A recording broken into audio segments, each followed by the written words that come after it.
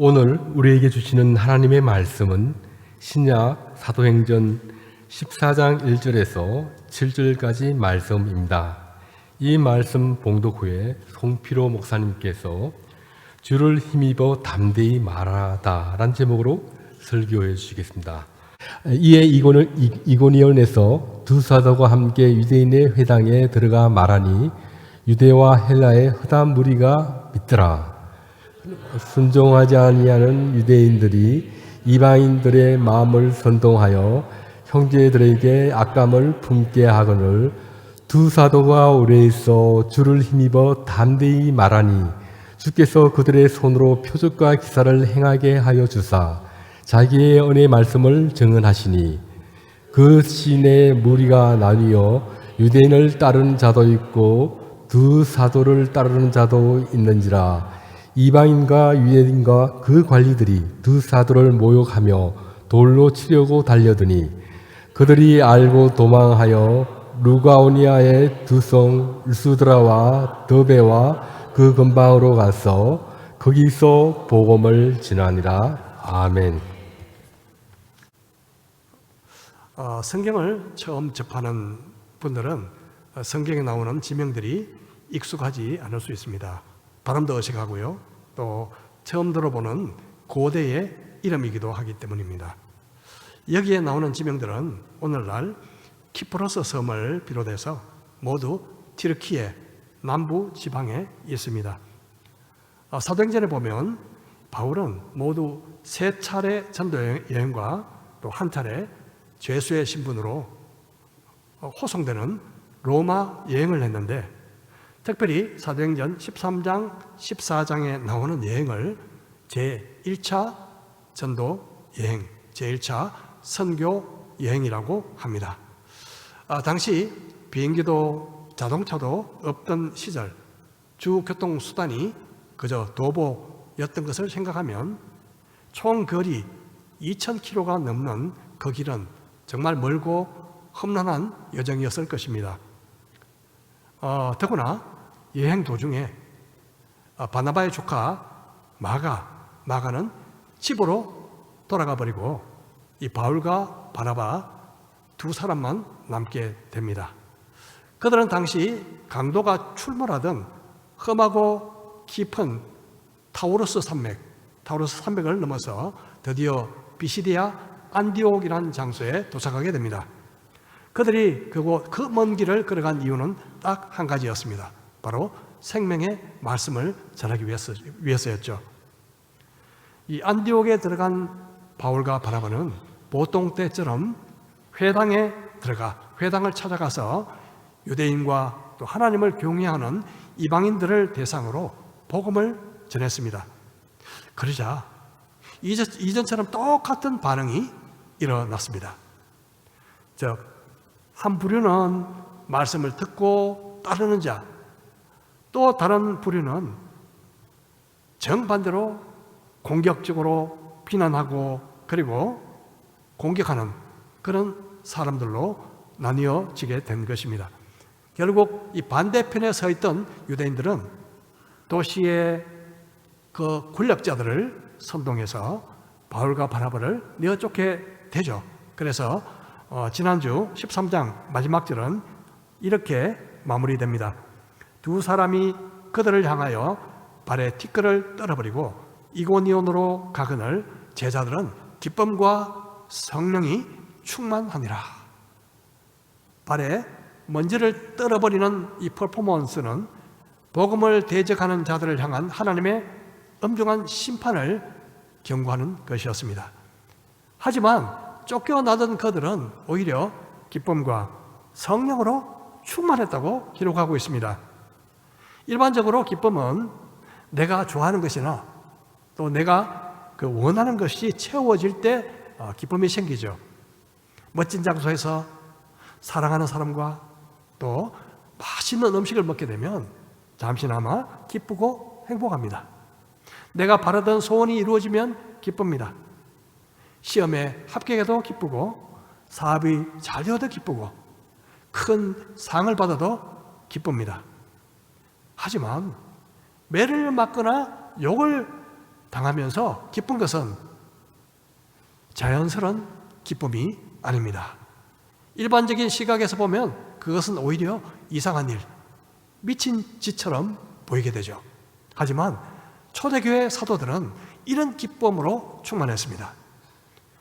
그들이 옳게 여겨 사도들을 불러들여 채찍질하며 예수의 이름으로 말하는 것을 금하고 놓으니 사도들은 그 이름을 위하여 능욕받는 일에 합당한 자로 여기심을 기뻐하면서 공회 앞을 떠나니라. 매를 맞고도 기뻐하는 것, 이런 기쁨의 원천은 과연 무엇일까요? 바로 성령이십니다. 예수님을 전하다가 창피를 당하고 모욕을 당해도 내면에서 솟아나는 기쁨의 원천은 바로 성령님이십니다. 기뻐할 환경이 전혀 아닌데도 불구하고 내 안에서 말로 형용할 수 없는 기쁨을 주시는 그분은 바로 성령님이십니다. 갈라디아서에서는 이렇게 말씀합니다. 오직 성령의 열매는 사랑과 희락은 기쁨이죠. 화평과 오래 참음과 자비와 양성과 충성과 온유와 절제니 이 같은 것을 금지할 법이 없느니라. 기쁨은 성령의 열매 중에서 두 번째 열매로 소개되고 있습니다.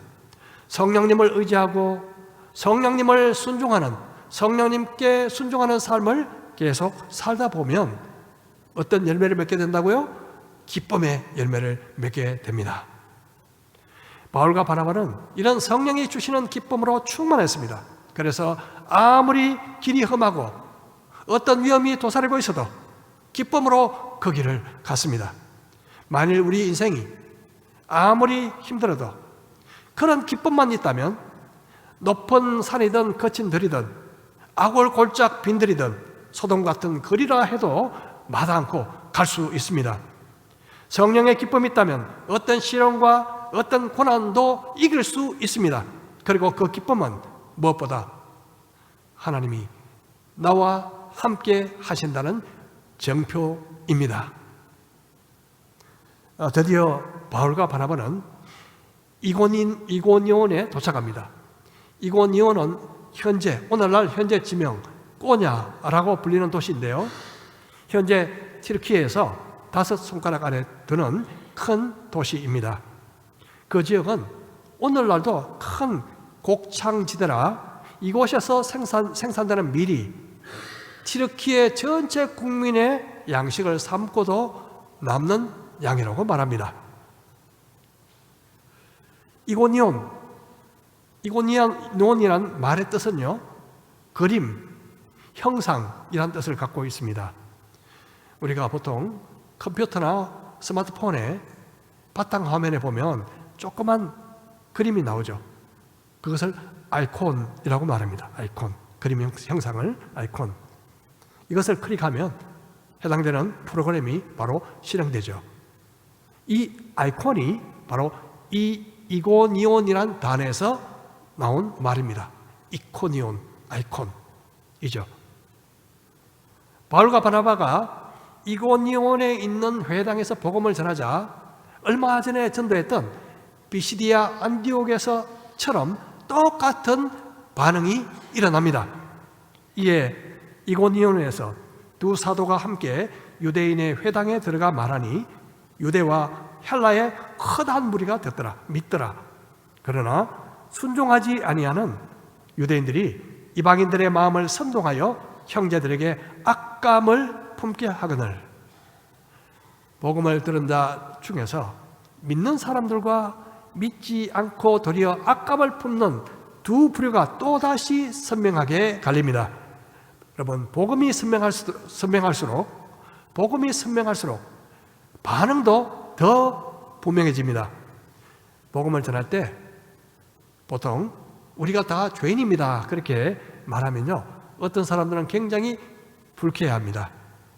예수님이 십자가에 달려 돌아가신 것을 전했을 때 수많은 유대인들은 십자가에 달린 저주받은 예수가 어찌 메시아냐라고 분노했습니다. 어떤 이방인들은 죽은 사람이 부활했다니 이게 말도 안 되는 논리다, 이상한 논리다 그렇게 생각했습니다. 그래도 믿는 사람은 믿었고 믿지 않는 사람들은 더 거세게 반대했습니다. 복음은 명확합니다. 복음은 명확합니다. 그래서 듣는 사람들의 반응을 명확하게 요구합니다. 믿으면 구원, 믿지 않으면 멸망이기 때문에 그렇습니다. 주님께서 이렇게 말씀하십니다. 내가 세상에 화평을 주려고 온 줄로 아느냐? 내가 너희에게 이르노니 아니라 도리어 분쟁하게 하려 함이로라. 이후부터 한 집에 5사람이 있어 분쟁하되 셋이 둘과 둘이 셋과 하리니 아버지와 아들과 아들이 아버지와 어머니가 딸과 딸이 어머니와 시어머니가 며느리와 며느리가 시어머니와 분쟁하리라 하시니라. 저도 예수님을 처음 믿게 되었을 때 그동안 겪어보지 못한 분쟁을 경험했습니다. 아버지와 어머니는 적극적으로 반대하셨고 남동생은 소극적으로 반대했고 여동생은 무관심했습니다. 친가든 외가든 어른들은 대부분 반대했습니다. 어떤 사람들은 예수 믿으면 집안이 망한다고 말하기까지 했습니다. 하지만 돌아보면 정말 망하고 있던 저희 집안이 예수를 믿는 믿음 때문에 오히려 살았습니다.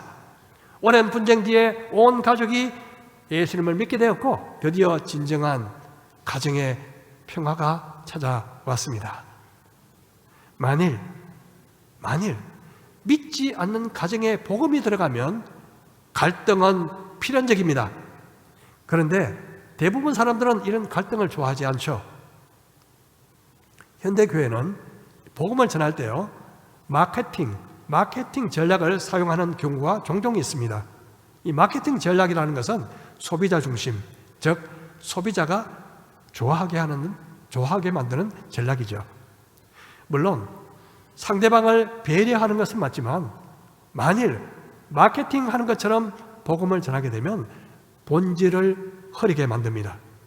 마케팅 전략으로 복음을 전한다면 비신자에게 즐겁고 그리고 기분 상하지 않는 분위기를 제공해야 하고, 설교를 한다면 재밌고 짧게 해야 되고 모든 사람들을 즐겁게 해 주어야 합니다.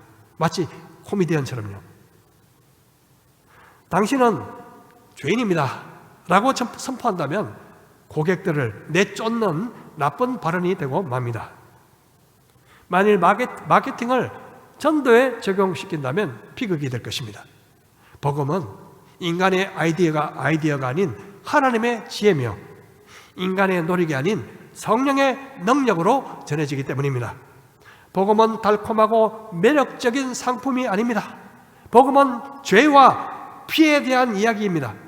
죄와 피, 이 둘 다 매력적이지 않습니다.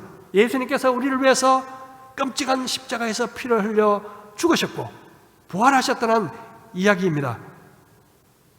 복음은 저와 여러분의 마음에 십자가의 피가 뿌려지지 않으면 아무 소용이 없다고 말하고 있습니다. 마음에 뿌려진다는 것은, 예수님의 피가 마음에 뿌려진다는 것은 예수님을 믿음으로써 그 피의 효력이 내게 적용이 된다는 뜻입니다. 히브리서 10장 19절에서 이렇게 말씀합니다. 그러므로 형제들아, 우리가 예수의 피를 힘입어 성소에 들어갈 담력을 얻었나니 그 길은 우리를 위하여 휘장 가운데로 열어놓으신 새로운 살 길이요, 휘장은 곧 그의 육체니라. 또 하나님의 집 다스리는 큰 제사장이 계시매 우리가 마음의 뿌림을 받아 악한 양심으로부터 벗어나고 몸은 맑은 물로 씻음을 받았으니 참 마음과 온전한 믿음으로 하나님께 나아가자. 여러분, 여러분의 마음속에 예수님의 피가 뿌려졌습니까? 예수님의 피가 여러분의 마음에 뿌려졌나요? 예수님을 나의 구주, 나의 죄를 위해서 돌아가신 구주, 그리고 나의 주님으로 믿는다면 이미 우리의 마음에 예수님의 피가 뿌려진 것입니다. 예수님의 피가 뿌려졌다는 것은 우리의 모든 죄가 씻음받고 용서받았다는 것을 의미합니다. 복음을 전한다는 것은 예수님의 피를 전하는 것입니다. 만일 복음을 직설적으로 전한다면 불가피하게 반응은 쪼개질 수밖에 없습니다. 바울과 바나바가 전도했을 때 순종하지 않던 유대인들은 이방인들을 선동해서 악감을 품게 만듭니다. 하지만 바울과 바나바는 쉽게 물러서지 않습니다. 두 사도가 오래 있어 주를 힘입어 말하니 주께서 그들의 손으로 표적과 기사를 행하게 하여 주사 자기 은혜의 말씀을 증언하시니 그 시내의 무리가 나뉘어 유대인을 따르는 자도 있고 두 사도를 따르는 자도 있는지라. 두 사도가 오래 있어라고 말하고 있습니다. 정확한 기간은 알 수 없지만 제1차 선교 여행이 AD 47년부터 49년까지 약 2년간 48년까지 2년간 정도이었다고 생각하면 최소한 몇 개월 정도 이상 되었다고 추정할 수 있습니다. 자, 그런데 여기서 우리가 주목할 단어는 주를 힘입어 담대히. 우리 다시 같이 한번 해볼까요? 주를 힘입어 담대히. 아멘. 담대함은 어떨 때 생길까요? 주를 힘입어. 담대함은 주를 힘입을 때 생기는 것입니다. 하나님의 사람 다윗에게는 자기를 끊임없이 죽이려던 사울 왕이 있었죠. 다윗은 사울 왕을 도망쳐 다니던 시절이 있었습니다. 그는 위험을 피하기 위해 한때 적국이었던 블레셋으로 정치적 망명을 했었습니다. 그때 다윗과 또 함께하던 모든 장병들이 본의 아니게 블레셋 군대를 위한 전투에 휘말려 들게 됐는데요. 처자들만 남기고 3일간 본거지를 피우게 되었습니다.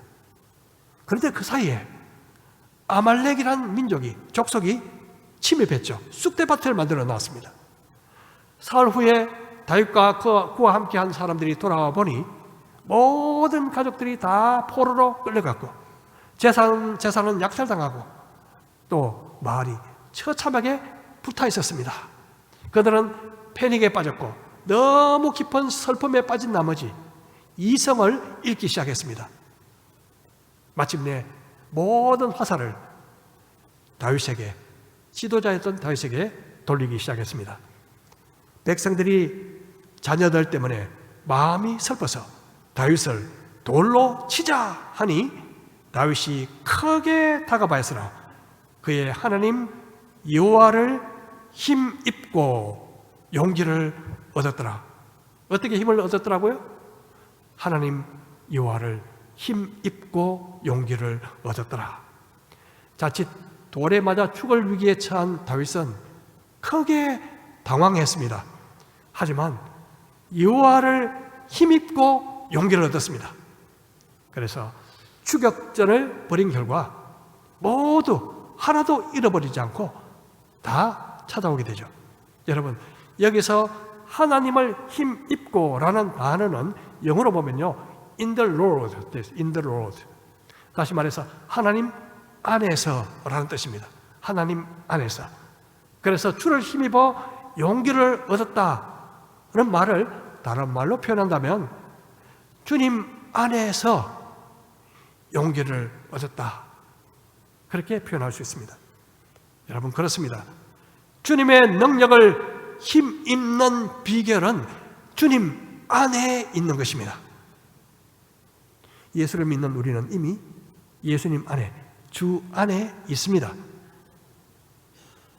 주님 안에서라는 말은 우리가 이미 주님 안에 있다는 것을 기억하고 매 순간 주님을 바라보는 것입니다. 그렇습니다. 나의 연약함, 나의 부족, 나의 실패, 나의 처지, 그리고 나의 가진 것을 바라보지 않고 오직 주님을 바라볼 때 우리는 주님 안에서 힘을 얻습니다. 구약성경 역대하 20장에 보면 유대왕 여호사밧이라는 왕 때 모압과 암몬과 마온 연합군이 대군을 이끌고 유다를 침공했습니다. 그야말로 절박한 상황을 맞이했던 여호사밧은 무척 두려워하면서 모든 백성들에게 금식과 기도를 선포했습니다. 그는 이렇게 기도합니다. 우리 하나님이여, 그들을 징벌하지 아니하시나이까? 우리를 치러 오는 이 큰 무리를 우리가 대적할 능력이 없고 어떻게 할 줄도 알지 못하고 어떻게 해요? 오직 주만 바라보나이다. 우리가 아무런 힘과 능력이 없을 때 주님을 바라볼 수밖에 없습니다. 주님을 힘입는 비결은 주님을 바라보는 것입니다. 주님을 바라본다는 것은 주님께 내 생각에 초점을 맞추는 것입니다. 주님이 마치 내 앞에 계신 것처럼 생각하는 것입니다. 나와 함께 하시는 주님이 어떤 분인가를 깊이 생각하는 것입니다. 여러분, 주님을 힘입기 위해서는 내 자신이 전혀 무능력하다, 나는 무능력하다 라는 사실을 인정해야 합니다. 내가 할 수 있다는 힘이, 그런 자신감이 있는 한 주님을 바라보기 어렵기 때문입니다.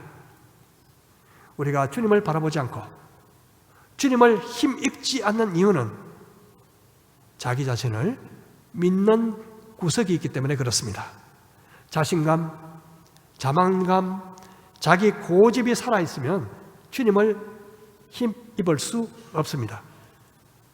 그러므로 우리는 깊은 무기력증에 빠질 때 오히려 주님을 더 바라볼 수 있습니다. 내 힘으로 감당할 수 없는 문제 앞에서 더욱 주님을 바라볼 수 있습니다. 주위 상황을 돌아보면 힘이 빠질 수밖에 없지만 고개를 들어 주님을 바라보면 힘을 얻습니다. 주님을 바라보면 치유와 회복의 역사가 일어납니다. 우리가 매일 주님 안에서 주님을 바라보고 힘과 용기를 얻어 험한 세상을 승리하며 살아가는 저와 여러분 되시기를 축복합니다. 하나님의 말씀을 누구한테 전하게 될 때 두렵고 눈치가 보입니까? 주님을 바라보고 주님을 힘입으시기 바랍니다.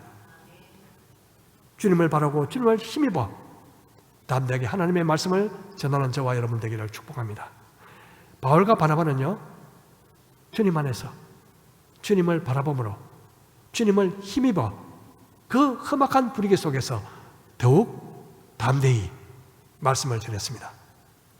3절 뒷부분에 보면 주께서 그들의 손으로 표적과 기사를 행하게 하여 주사 자기 은혜의 말씀을 증언하셨다. 그렇게 되어 있습니다.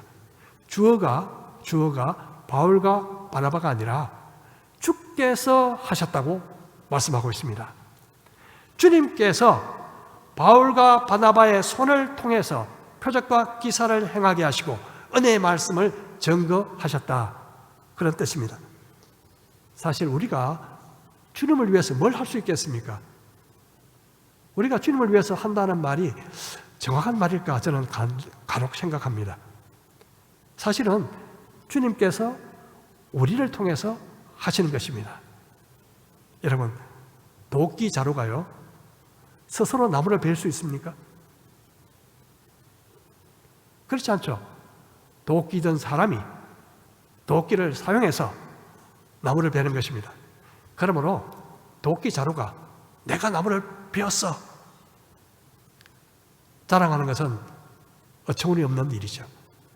우리는 마치 도끼 자루와 같은 사람들입니다. 주인이 쓰지 않으면 단지 고철 덩어리에 지나지 않는 그런 존재입니다. 주님은 특별히 우리가 복음을 전할 때 마치 도끼 자루처럼 우리를 사용하시기를 원하십니다. 왜냐하면 복음 전도는 하나님이 정말 기뻐하시는 일이기 때문에 그렇습니다. 바울과 바나바가 복음을 전했을 때 주님께서 그들을 통해 표적과 기사를 행하게 하심으로 함께 역사하셨습니다. 어떤 사람들은 하나님을 좀 더 경험하고 싶어 그렇게 말합니다. 하나님이 정말 살아계셔? 좀 하나님을 경험하고 싶어. 정말 하나님이 살아계시는 것을 내가 경험하고 싶어. 여러분, 정말 그렇다면 복음을 전하십시오. 복음을 전하십시오. 복음을 전하면 하나님이 생생하게 나와 함께 하시다는 것을 경험하실 때가 있으실 것입니다. 복음을 전하면 하나님께서 어떤 모양이든 함께 하시고 도우시는 것을 알게 될 것입니다. 3절에서 기사와 표적으로 주님이 자기 은혜의 말씀을 증거하셨다고 말씀합니다. 사람들은 불치병이 낫고 또 이성으로 설명되지 않는 그런 기적을 보면 아마 쉽게 믿을 거야. 정말 기적이 일어나면 쉽게 믿을 거야. 그렇게 생각합니다. 결코 그렇지 않습니다. 기적을 보고 믿는 믿음은 피상적인 믿음입니다. 기적이 삶의 변화를 가져오기는 어렵습니다. 기적이란 믿으려고 하는 사람들에게는 더 확실한 증거가 되지만 믿지 않으려고 애쓰는 사람들에게는 그저 눈요깃거리에 지나지 않습니다. 그러므로 믿음을 갖기 위해서 기적보다 더 중요한 것이 있습니다. 뭘까요? 은혜의 말씀입니다. 하나님의 말씀은 살았고 운동력이 있어 자유의 날선 어떤 것보다 더 예리하여 혼과 영과 관절과 고수를 찔러 쪼개기까지 하며 우리의 마음과 생각과 뜻을 감찰한다고 성경은 말하고 있습니다. 은혜의 말씀이 사람의 심령에 떨어지면, 제대로 떨어지면 심령의 변화를 경험하게 되는 것입니다. 이사야서 55장 10절에서 이는 비와, 우리 같이 한번 읽어볼까요? 시작. 이는 비와 눈이 하늘로부터 내려서 거리로 되돌아가지 아니하고 땅을 적셔서 소출이 나게 하며 싹이 나게 하여 파종하는 자에게는 종자를 주며 먹는 자에게는 양식을 줌과 같이 내 입에서 나가는 말도 이와 같이 헛되이 내게로 되돌아오지 아니하고 나의 기뻐하는 뜻을 이루며 내가 보낸 일에 형통하리라. 내 입에서 나가는 말은 결코 헛되이 돌아오지 않는다고 주님은 말씀하십니다. 은혜의 말씀이 옥토와 같이 준비된 심령에 떨어지면 놀라운 변화가 일어납니다. 우리는 수없이 하나님의 말씀을 접합니다. 왜 그렇게 자주 하나님의 말씀을 접하는데도 변화가 일어나지 않는 것일까요? 그것은 우리의 마음이 하나님의 말씀에 대해 냉담하고 말씀을 받을 준비가 되어 있지 않기 때문입니다. 만일 말씀을 진지하게 갈급한 심령으로 믿고 그것을 받아들인다면 크고 작은 변화가 일어납니다. 미워하는 마음이 사랑으로 바뀌고 거짓된 삶이 진실한 삶으로 바뀌고 험악하고 상처를 주던 말이 부드럽고 선한 말로 바뀌게 됩니다. 그것은 바로 하나님의 말씀의 능력인 것입니다. 말씀은 하나님이 우리에게 주신 값없는 은혜입니다. 그래서 은혜의 말씀이라고 하고 있습니다. 바울은 이 은혜의 말씀의 중요성을 알았습니다. 그래서 그는 전도한 지역을 떠나면서 다시는 그곳 사람들을 보지 못할 것을 알고 이렇게 말을 남기고 있습니다. 사도행전 20장 32절.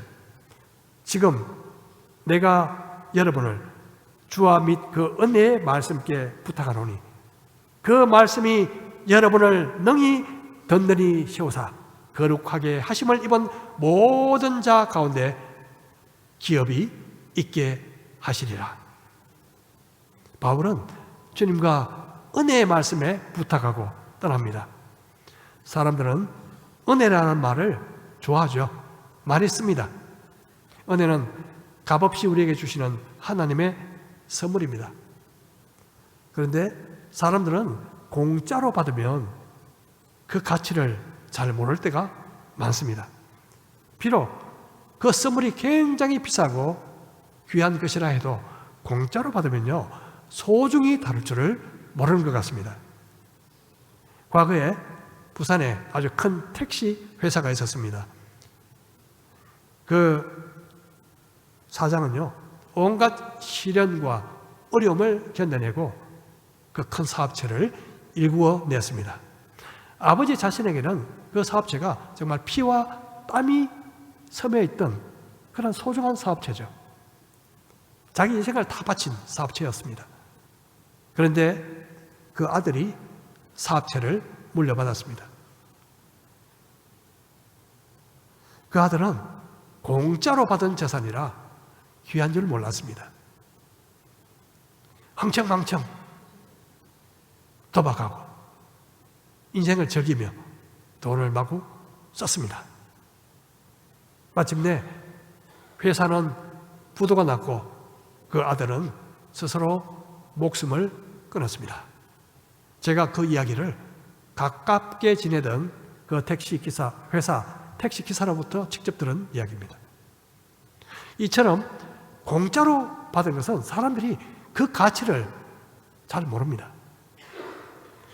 그런데 하나님께서 우리에게 공짜로 주신 것들은요, 그 값어치가 너무너무 귀한 것들입니다. 우리는 아무 의식하지 않고 지금 이 순간도 숨을 쉬지만요, 공기는 엄연히 하나님께서 모든 사람들에게 공짜로 주신 귀한 선물입니다. 여러분, 공짜라고 해서요, 가치가 떨어지는 것은 결코 아닙니다. 공기가 없으면 우리는 채 5분도 버틸 수가 없습니다. 구원도 마찬가지입니다. 구원. 에베소서 2장 8절에 너희는 그 은혜에 인하여 믿음으로 말미암아 구원을 받았으니 이것은 너희에게서 난 것이 아니요 뭐라고요? 하나님의 선물이라. 구원이 너무나 귀한 하나님의 선물인 이유가 뭘까요? 그 구원을 주시려고 아들 예수님이 십자가에서 자기 생명을 버리셨기 때문입니다. 구원은 믿음으로만 얻는 하나님의 선물입니다. 또한 하나님은 말씀을 우리에게 선물로 주셨습니다.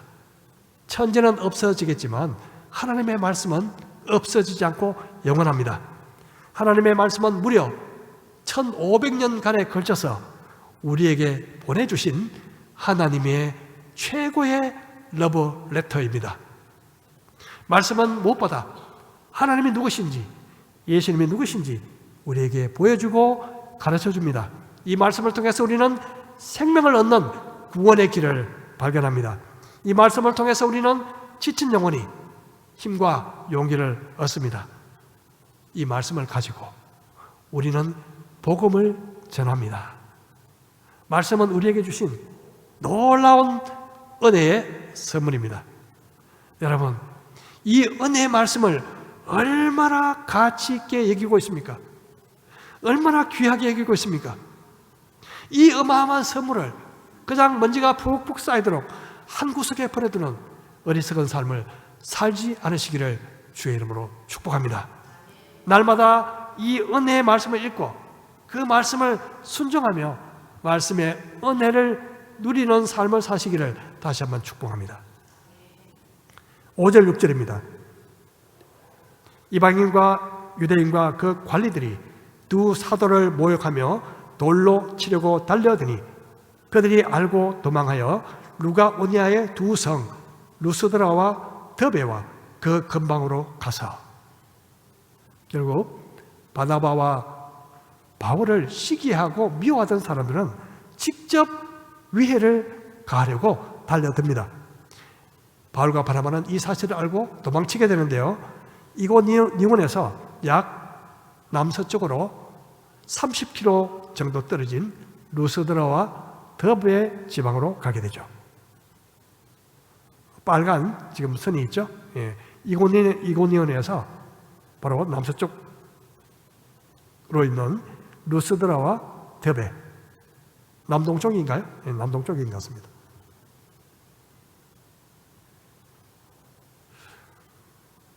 도망간 그곳에서 바울과 바나바는 무엇을 했을까요? 도망가서 무엇을 했을까요? 아휴, 살았다. 안도의 숨을 쉬면서 잠수를 탔을까요? 아니면 와, 우리 이렇게 계속하면 돌에 맞아 죽겠다. 이 다른 방법을 강구해보자. 이렇게 했을까요? 아니면 아이고, 이제 너무 이제 힘들어 못하겠어. 이제 집으로 돌아가면 어때? 이렇게 했을까요? 모두 틀렸습니다. 우리 7절 같이 한번, 마지막 절인데요. 같이 한번 읽어볼까요? 시작. 거기서 복음을 전하니라. 이렇게 마치고 있습니다.